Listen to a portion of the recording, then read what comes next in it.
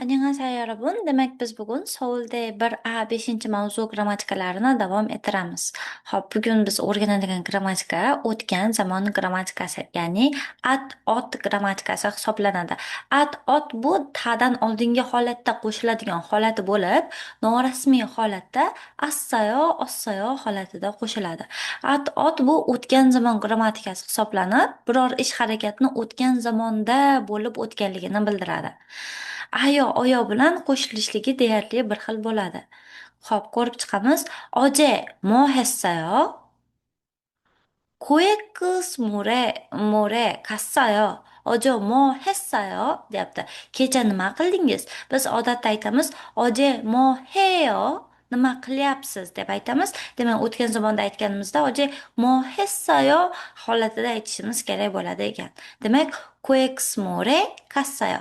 코엑스 savdo markaziga bordim. Xo'p. Endi qo'shilishini ko'rib chiqamiz. Bo'g'inda, dadan oldingi bo'g'inda sifat va fe'llarda dadan oldingi bo'g'inda u va a unlisi bo'lgan holatda assayo holatda qo'shiladi. Misol uchun, mannada dadan oldingi bo'g'in na a bilan tugayapti. Xuddi shuning uchun mannassoyo shaklida qo'shiladi. Mannassoyo. Poda. Podaga at qo'shilganda da tushib qoladi. U va a birlashib va diftonini hosil qiladi va passoyo holatiga keladi.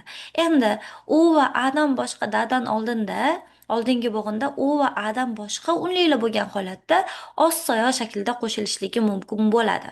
Misol uchun moqta ta yemoq bo'lyapti. Ta tushib qoladi va uni o'rniga ossoyo qo'shiladi. Moq ossoyo, mogossoyo yedim shakliga keladi. Mashidaga ossoyo qo'shilganda biz bilamiz, i bilan o birlashib yoni hosil qiladi. Mashossoyo, mashi ossoyo emas, mashossoyo ko'rinishiga keladi. Hadada esa hada hessoyoga o'zgaradi o'tgan zamonda. Misol uchun, undong hada sport bilan shug'ullanmoq bo'lsa, undong hessoyo sport bilan shug'ullandim shakliga keladi. Hop, oje mo 했어요. Oje kecha mo 했어요. Nima qildingiz? 친구를 만났어요.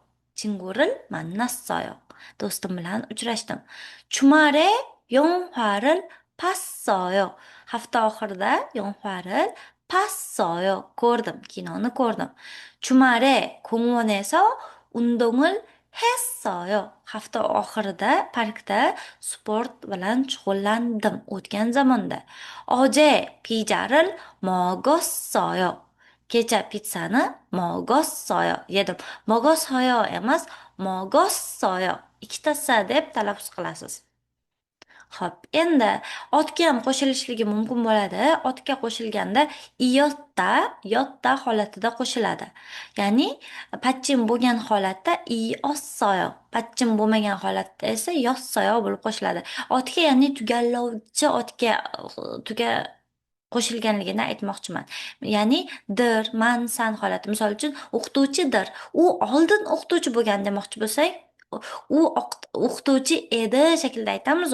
Xuddi shu holatga keltirmoqchi bo'lganimizda idani iyotta va yotta holatiga keltirishimiz mumkin bo'ladi ekan. Misol uchun, 저는 선생님이에요. 저는 지금 선생님이에요. 근데 10년 전에 학생이었어요.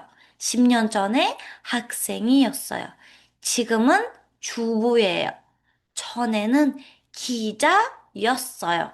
Xuddi shu tartibda qo'shilishligi mumkin bo'ladi. Endi sizlar bilan mashqlarni bajarib ko'ramiz.